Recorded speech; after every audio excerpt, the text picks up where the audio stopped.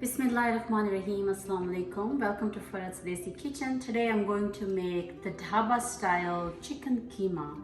You could use beef or mutton or lamb, whatever you prefer. But I'm making it with chicken today because it's fast and easy. I don't have too much time, so I'm gonna make something quick. So let's start. To start the process, I have a preheated pan on the stove. I'll put about half cup of olive oil in it. I have about 2 pounds of chicken keema, chicken thighs keema, so it has extra fat in it. If your keema is chicken breast keema, you might need to add a little bit more oil. But for chicken thighs keema, because it's high in fat, this much oil should be enough.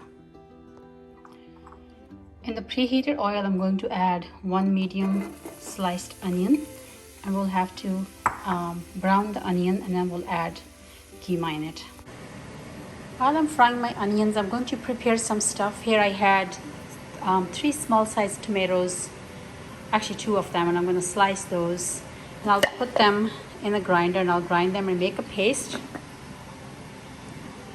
I have about 3.5 jalapeno peppers and a piece of ginger.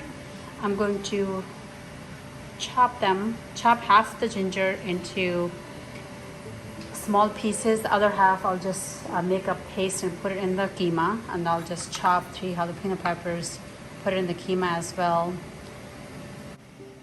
Here I have 1 red and orange pepper. As you know, I like color in my food, so this will just give a nice color. Absolutely unnecessary. You don't have to do this if you don't like the taste of these color peppers, but I like it, so I'm going to use it. It'll be a few more minutes until the onions are completely brown, and then we'll do the next steps. It's still not quite brown yet. All right, my onion looks brown. It's time to add keema. My keema was frozen, and I don't think it's completely defrosted. Just remember, meat always cooks best if it's completely defrosted and room temperature. But I have to cook it now, so I'm just going to do it as is. It's not room temperature, it's pretty cold, and I could still feel a little chunk of frozen keema in it. As you can see, this big chunk is still frozen and not defrosted. Alright, so now we have to fry keema into this until the color of the keema changes and all the water is dry. I'm trying to mix it, but as I said, the keema is still frozen, so this I'll have to cook a little bit at a time, and the part that cooks will separate it. But this is not the best way to make keema. Just make sure your keema is defrosted all the way, at least if not room temperature. Just to let you know, when keema it cooks, it becomes into small chunks. So wherever you see a chunk, just mash it like this, so it doesn't have that chunky look to it. I still have a little bit of frozen piece left, and as you can see, whatever part gets cooked, I just remove it from that big piece, frozen piece of keema. So anyhow, keep stirring it continuously, keep breaking up the chunks while it's cooking. And once the color has changed, then you don't need to worry about it, because that means whatever the shape is, that's what it's gonna be. But for now, you'll have to keep stirring it and kind of keep moving it around. All right, all the keema is defrosted. The color is changed. I forgot to mention that my heat is on high. So if you keep it on a lower medium heat, it's going to keep releasing the water, and you won't get the results that you're waiting for. So this keema has to dry pretty quickly. For that, you have to keep it on high heat. So I'm just going to cook it until the water is dried out. Then we'll add more ingredients. As you can see, all the chunks are gone. The frozen piece is already dissolved into it. So I will meet you in a few minutes once all the water is dried out. See, the water is almost dried, actually pretty much dried. I have 1 tablespoon ginger paste, 1 tablespoon garlic paste. That goes in there. I'll fry ginger garlic paste into my keema for about 3 to 4 minutes, so we don't have the smell or taste of raw garlic. which will ruin the taste of your cooking. You just have to make sure that you fry ginger and garlic paste properly. Ginger isn't too bad, but garlic has a very strong flavor, so you want to cook it all the way. All right, let's check our keema. See, the oil is separated, no water. It's been cooking in ginger and garlic paste for about 3 minutes now. Now we're going to add some spices to it.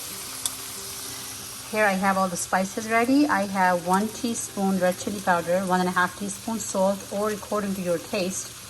1/4 teaspoon turmeric powder, 1 teaspoon Kashmiri chili powder. That's just to give it a nice color, because chicken keema is usually white. So to give it a nice dark color, I just add Kashmiri chili powder. 1 teaspoon black peppers, 1 teaspoon garam masala powder, and 2 teaspoons coriander powder. All of these spices would go in here. And stir this.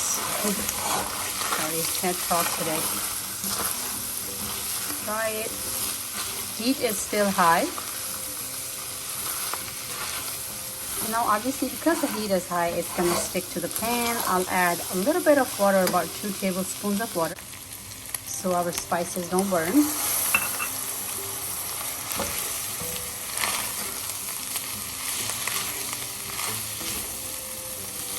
See, the color looks very different already.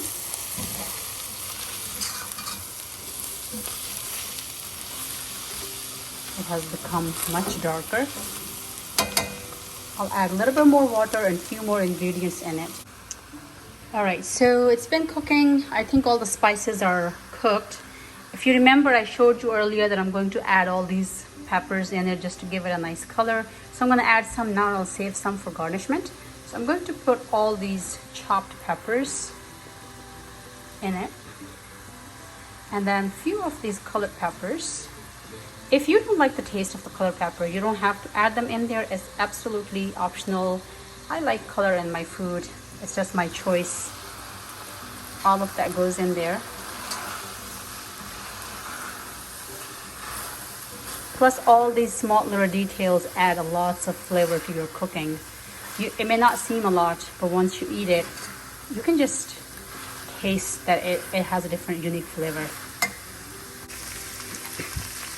All right, looks like there's absolutely no water left in this keema. Now, if you remember, we made tomato puree with about 3 tomatoes. All of that will go in here. It's like a tomato paste. Well, not really. It's a tomato puree. So stir it, and we're gonna cook it in this tomato paste, puree, whatever, for about 5 to 7 minutes until the tomatoes are cooked properly. You can turn the heat to medium at this point.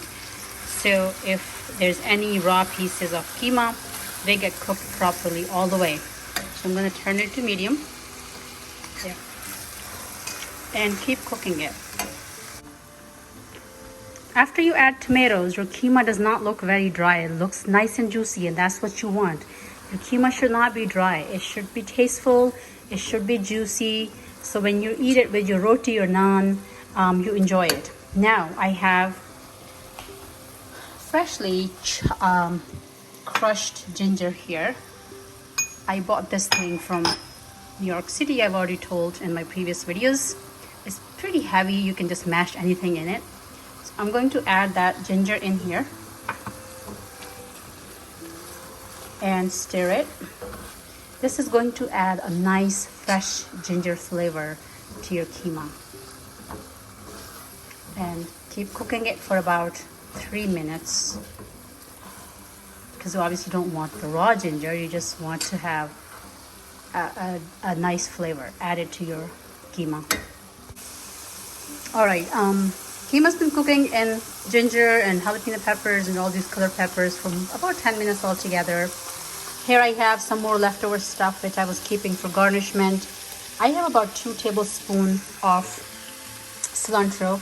I'm going to put half of it in now, or a little more than half, and I'll save a little bit for garnishment.